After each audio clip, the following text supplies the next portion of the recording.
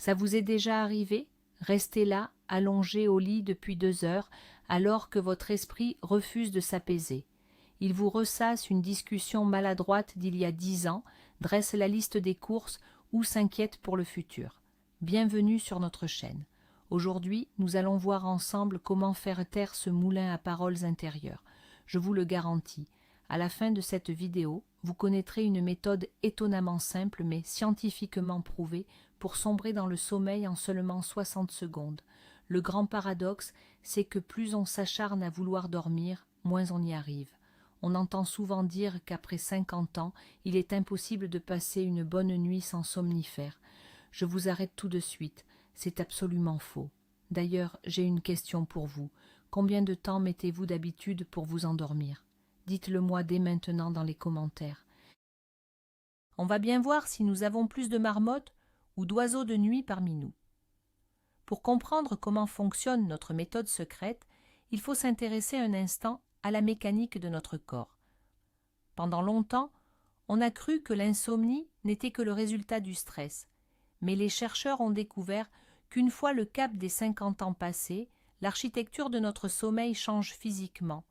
La production de mélatonine, l'hormone du dodo, diminue, tandis que le cortisol, l'hormone du stress, a tendance à jouer les troubles faits en soirée. Notre système nerveux finit par ressembler à un vieux poste de radio. Il capte toutes les interférences et n'arrive plus à se caler sur la bonne fréquence. C'est précisément pour cela qu'il nous faut un interrupteur manuel, un outil capable de forcer l'organisme à basculer du mode alerte au mode repos profond. Reprenons depuis le début pour bien comprendre pourquoi nos nuits sont devenues si compliquées.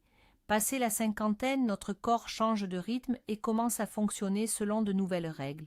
Et malheureusement, c'est souvent notre sommeil qui en paie le prix fort. Il existe d'ailleurs une idée reçue très tenace. On entend souvent dire qu'avec l'âge, on aurait besoin de moins d'heures de repos, mais c'est totalement faux. En réalité, nos besoins en sommeil restent exactement les mêmes qu'à 30 ans. Ce qui change vraiment, c'est simplement la capacité de notre organisme à rester endormi sans interruption. Voyez cela comme un vieux téléphone portable. Sa batterie fatigue avec le temps. Elle a beau afficher 100% le matin, elle se vide déjà avant l'heure du déjeuner. C'est la même chose pour notre système nerveux. Il s'épuise plus vite et a de plus en plus de mal à rester en mode économie d'énergie. Résultat, on se réveille au moindre petit bruit ou on reste les yeux grands ouverts dans le noir pendant des heures. Notre batterie interne a tout simplement oublié comment rester en mode veille. Et c'est justement ce petit rouage que nous allons réparer ensemble aujourd'hui, et tout cela sans aucun médicament. Mais au fond, qu'est-ce qui se cache réellement derrière ce petit dérèglement lié à l'âge? Le grand responsable, c'est lui, le cortisol que l'on appelle souvent l'hormone du stress. En temps normal, il est là pour nous réveiller du bon pied et nous donner de l'énergie pour toute la journée. Puis, le soir venu, son taux doit redescendre progressivement jusqu'à presque disparaître. Seulement voilà, après la cinquantaine, cette belle mécanique a tendance à s'enrayer. Il arrive que votre taux de cortisol remonte brusquement, juste au moment de vous coucher. Imaginez une alarme de voiture déréglée. Elle se met à hurler et à faire clignoter ses phares en pleine nuit, alors que personne n'a touché au véhicule. Pour votre cerveau, c'est exactement la même chose. Il reçoit un signal d'alerte au moment précis où vous posez la tête sur l'oreiller.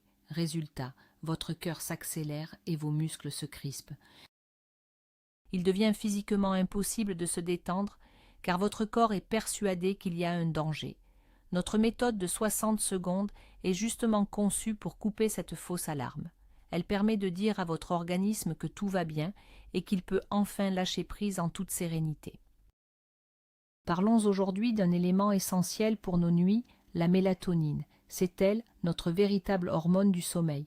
On croit souvent, à tort, qu'il suffit de prendre un petit comprimé acheté en pharmacie pour s'endormir instantanément comme un nouveau-né. Pourtant, dans la réalité, beaucoup d'entre nous sont déçus.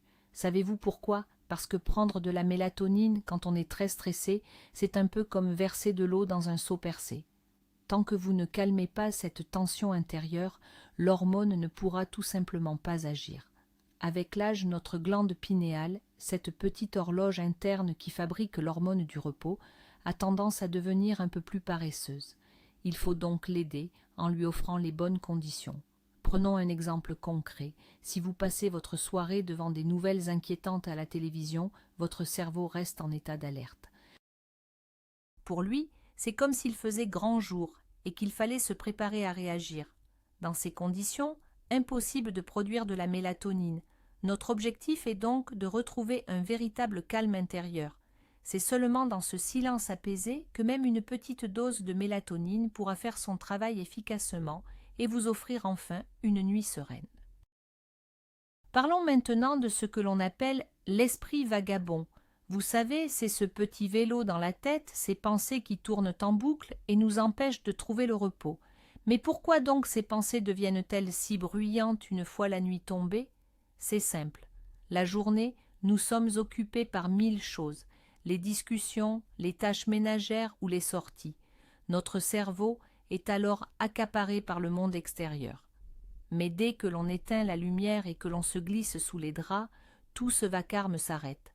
C'est à ce moment-là que toute l'énergie de notre esprit se tourne vers l'intérieur.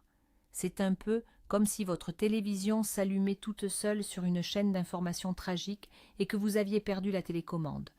On reste là, malgré soi, à regarder ce flot incessant d'idées sombres. On essaie alors de se donner l'ordre d'arrêter de réfléchir, mais cela ne fait qu'empirer les choses. En réalité, vouloir se forcer à dormir est l'erreur la plus fréquente que nous commettons tous. Notre méthode secrète ne consiste pas à lutter contre vos pensées, elle permet simplement de déplacer l'attention de votre cerveau vers un processus physiologique naturel. C'est un peu comme si d'un seul coup on débranchait enfin cette télévision qui vous empêchait de fermer l'œil. Pour bien comprendre comment mettre son cerveau au repos, il faut d'abord s'intéresser aux deux modes de fonctionnement de notre système nerveux. D'un côté, nous avons le système sympathique. C'est lui qui gère le stress, l'action et ce fameux réflexe de survie, attaquer ou fuir. De l'autre, il y a le système parasympathique. C'est notre mode de récupération, celui qui nous permet de digérer et de nous reposer vraiment. Voyez cela comme la conduite d'une voiture. Le système sympathique, c'est l'accélérateur. Le parasympathique, lui, c'est une pédale de frein solide et rassurante.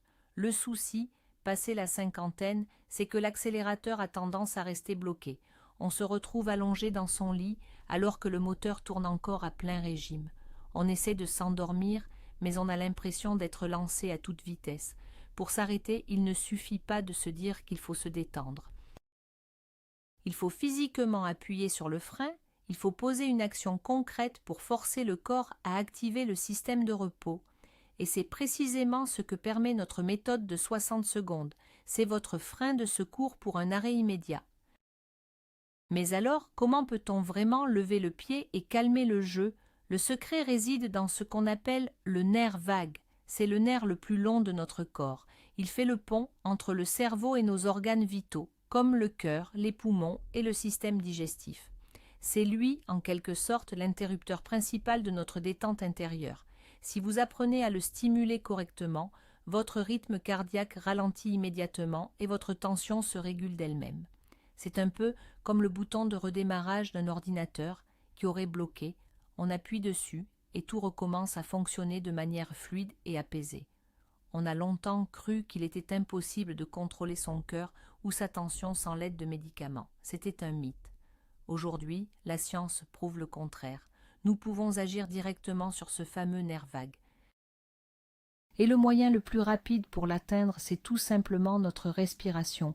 Adopter un bon rythme de souffle, c'est parler le seul langage que notre système nerveux comprenne vraiment. Et c'est ici que nous tombons sur une idée reçue très tenace. Vous savez, quand on est inquiet et que le sommeil ne vient pas, on nous dit souvent « Allez, respire un bon coup, respire profondément ». Mais attention, c'est un piège. Si vous vous mettez à gonfler la poitrine de toutes vos forces, vous ne ferez qu'accentuer votre angoisse et chasser définitivement le sommeil. Le véritable secret ne réside pas dans l'inspiration, mais dans l'expiration. C'est le fait de souffler longuement qui permet d'apaiser le nerf vague. Imaginez un ballon de baudruche. Si vous le percez avec une épingle, il éclate bruyamment. C'est ce qui se passe quand on respire trop vite. En revanche, si vous laissez l'air s'échapper très lentement par un petit trou, le ballon se dégonfle tout en douceur. C'est cette méthode qu'il nous faut adopter. Votre expiration doit durer 2 fois plus longtemps que votre inspiration. C'est le seul moyen d'envoyer un signal clair à votre cerveau. Le danger est écarté. Si vous êtes capable de souffler aussi calmement, c'est que vous êtes en sécurité. Votre esprit peut alors enfin lâcher prise et s'endormir sereinement. Je vais vous expliquer l'essentiel de notre méthode en seulement 60 secondes. On l'appelle la technique du 4-7-8. C'est le docteur Andrew Weil qui l'a fait connaître, mais elle tire ses racines d'une pratique indienne ancestrale, le pranayama. N'y voyez ni magie, ni mystère. C'est de la physiologie pure, appliquée à un exercice tout simple. Voyez cette méthode comme un métronome qui ralentit doucement son rythme, invitant tout l'orchestre de votre corps à jouer une mélodie plus apaisée. Les chiffres 4, 7 et 8 correspondent tout simplement aux secondes durant lesquelles vous allez respirer d'une certaine façon. Ce qu'il y a de merveilleux, c'est que vous n'avez absolument rien à acheter. Pas besoin de sortir du lit, ni de faire des mouvements compliqués. Cet outil reste toujours avec vous. Même si vous vous réveillez au milieu de la nuit avec une petite angoisse, vous pouvez l'utiliser immédiatement comme un précieux secours. Regardons maintenant ensemble dans le détail chaque étape de cette technique bienfaisante. Commençons par la première étape, une bonne préparation. Avant de débuter l'exercice de respiration, il est essentiel de bien s'installer. Allongez-vous confortablement sur le dos, étendez vos jambes et laissez vos bras reposer naturellement le long du corps. Vous devez vous sentir parfaitement à l'aise. Voici maintenant un petit détail très important, mais que l'on oublie souvent. Posez délicatement la pointe de votre langue contre le palais, juste derrière vos dents du haut. Essayez de la garder ainsi durant tout l'exercice. Cela peut paraître curieux, mais c'est une étape clé. C'est un peu comme si vous posiez les fondations solides d'une maison. Cette position de la langue permet de mieux diriger l'air au moment de l'expiration et aide à relâcher les muscles de la mâchoire.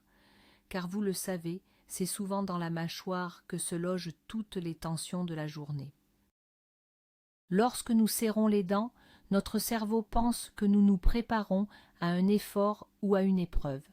En détendant simplement votre langue et votre mâchoire, vous envoyez un signal de calme à votre esprit. C'est le tout premier pas vers un sommeil profond et serein. Passons maintenant à la deuxième étape, l'inspiration en 4 temps. Fermez délicatement la bouche et laissez l'air entrer par votre nez avec douceur, sans aucun à-coup. En même temps, comptez mentalement. 1, 2, 3, 4. Ici, il est important de corriger une erreur fréquente. Beaucoup de gens ont tendance à lever les épaules ou à bomber le torse en respirant. C'est tout l'inverse qu'il faut faire. Vous devez respirer par le ventre en utilisant votre diaphragme. Imaginez que vous remplissez un verre d'eau. Le fond se remplit toujours en premier, puis le niveau monte. Pour votre respiration, c'est exactement la même chose. L'air doit d'abord venir gonfler votre ventre, puis faire remonter légèrement vos côtes inférieures. Le passage par le nez permet de filtrer et de réchauffer l'air naturellement. Quant au fait de compter jusqu'à 4, cela offre un point d'ancrage à votre esprit. Cette petite gymnastique mentale l'aide à se détacher des tracas du lendemain pour se concentrer sur l'instant présent. La troisième étape consiste à retenir votre respiration. C'est le moment le plus surprenant de cette méthode. Après avoir inspiré en comptant jusqu'à 4, gardez simplement l'air dans vos poumons pendant 7 secondes. 1, 2, 3, 4, 5, 6, 7. Pourquoi est-ce si important ? On pourrait croire que retenir son souffle provoque une sensation d'oppression ou de panique. Mais, en réalité, c'est tout le contraire qui se produit.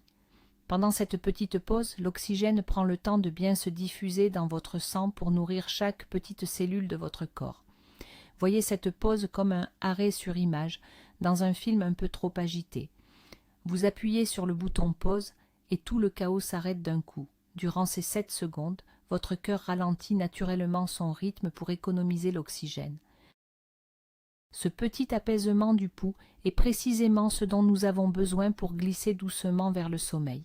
Surtout, ne vous crispez pas. Laissez cette pause être légère et naturelle, comme ce court instant d'immobilité que l'on ressent juste avant de recevoir une belle surprise.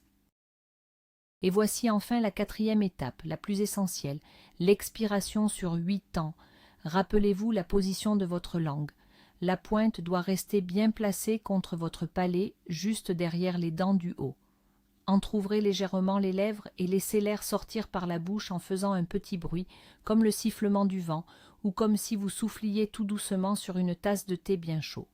Expirez longuement et calmement, en comptant dans votre tête jusqu'à 8. 1, 2, 3, 4, 5, 6, 7, 8.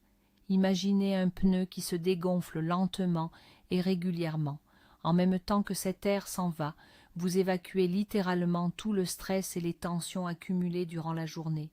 Ce long soupir sonore, c'est le meilleur moyen de stimuler votre nerf vague.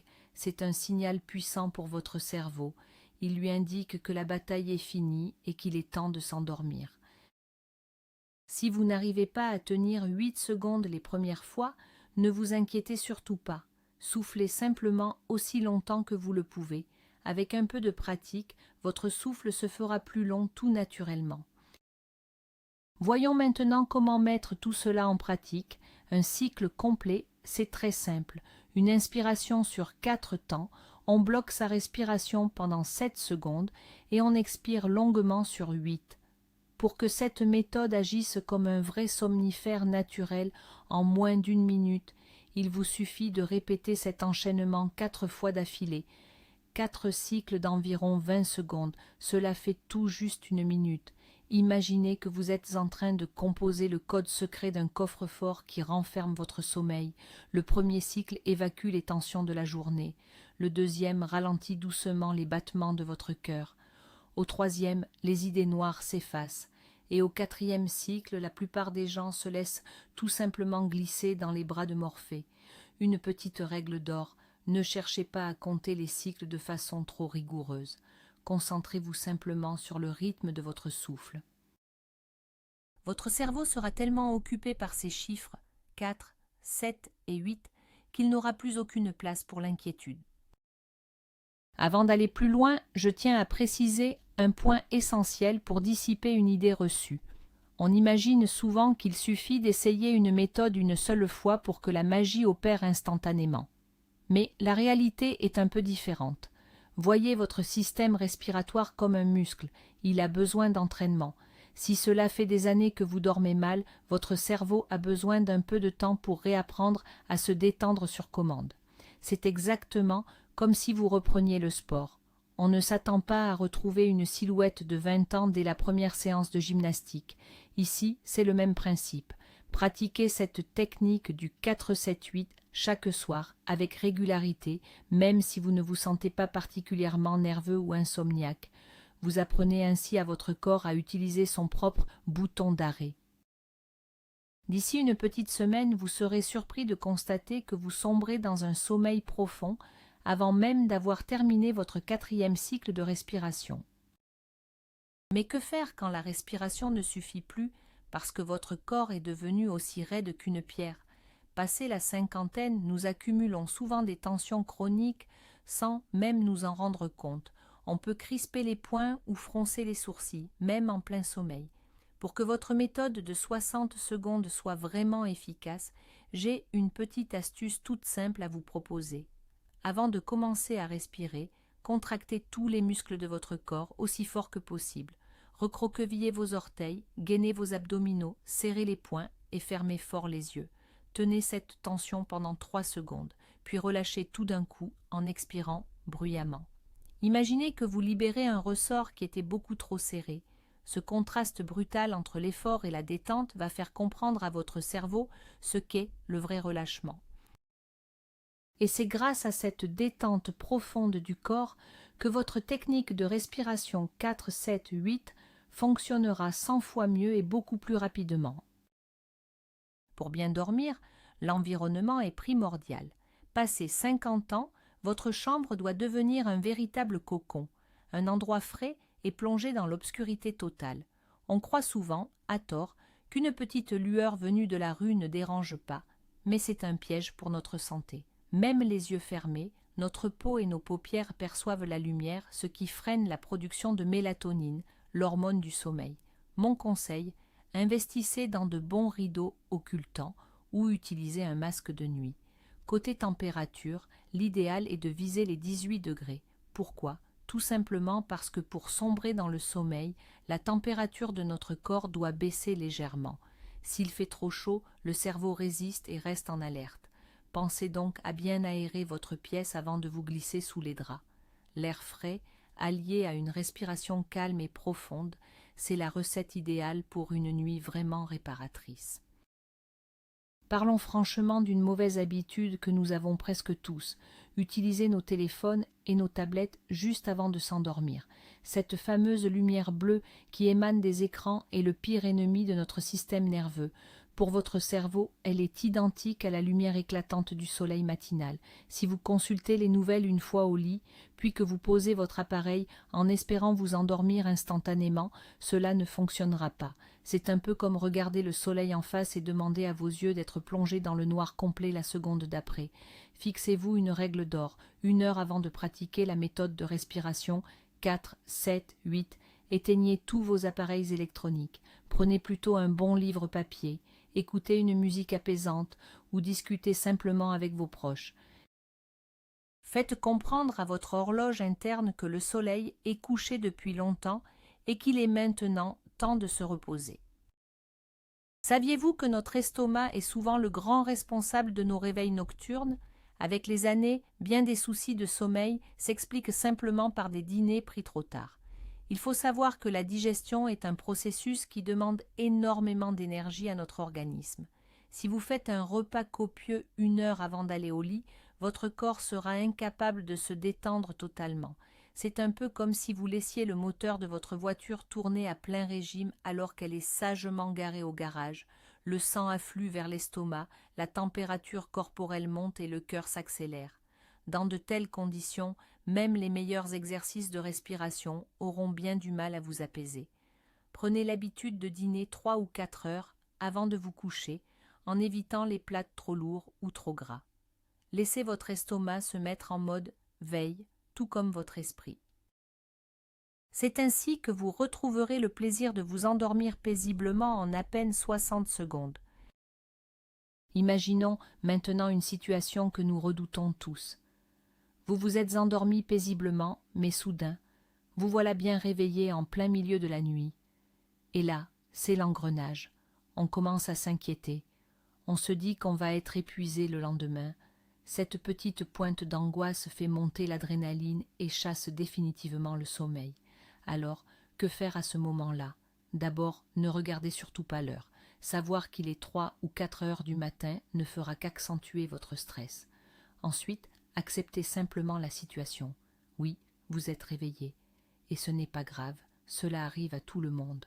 Enfin, sans même sortir de votre lit, reprenez notre méthode. Placez le bout de votre langue juste derrière vos dents, du haut. Inspirez sur 4 temps. Bloquez votre respiration pendant 7 secondes, puis soufflez doucement pendant 8 secondes. Voyez cela comme le redémarrage d'un ordinateur qui aurait un petit bug. Vous appuyez simplement sur le bouton Restart. Très souvent, 2 petits cycles suffisent pour que votre cerveau replonge dans un sommeil profond et réparateur jusqu'au petit matin.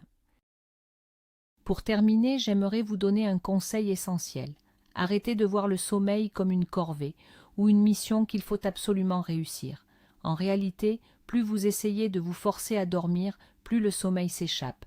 C'est un peu comme des sables mouvants. Plus on s'agite, plus on s'enfonce dans l'insomnie. Tout l'intérêt de la méthode 4-7-8, c'est qu'elle détourne votre esprit de l'idée même de dormir. Vous ne cherchez plus le sommeil. Vous êtes simplement là, bien installé, à compter les secondes et à respirer calmement. Vous vous concentrez sur le geste et non sur le résultat. Et c'est précisément au moment où vous lâchez prise, quand vous arrêtez de vous mettre la pression, que votre cerveau finit par céder. La tension s'évapore, vos paupières s'alourdissent et vous glissez doucement vers un repos bien mérité. Faites simplement confiance à votre corps, il sait exactement quoi faire. Nous y voilà, c'est le moment le plus important de notre rencontre. Nous avons vu ensemble comment les années qui passent modifient la qualité de notre repos et nous avons compris que les médicaments ne sont pas l'unique solution. La méthode 4-7-8, ce n'est pas seulement une mode passagère, c'est une véritable astuce naturelle pour reprendre le contrôle sur son corps. C'est surprenant, n'est-ce pas? Depuis tout ce temps, la télécommande secrète de votre système nerveux était juste là, sous votre nez. Il suffit simplement de changer le rythme de votre respiration pour apaiser le stress, chasser les tensions et laisser votre corps vous bercer en 1 minute à peine. Désormais, vous avez la clé pour calmer ce flux de pensées incessantes et vous offrir enfin de longues heures de sommeil profond et réparateur. Je vous remercie du fond du cœur d'être resté avec moi jusqu'au bout de cette vidéo. Si cette méthode vous a semblé utile, n'hésitez pas à vous abonner à la chaîne et à laisser un j'aime pour ne manquer aucun de nos prochains conseils de santé. Et maintenant, j'aimerais vous lire « Quelles sont les pensées qui vous empêchent le plus souvent de trouver le sommeil ?» Aviez-vous déjà essayé des exercices de respiration par le passé? J'ai hâte de découvrir vos histoires dans les commentaires.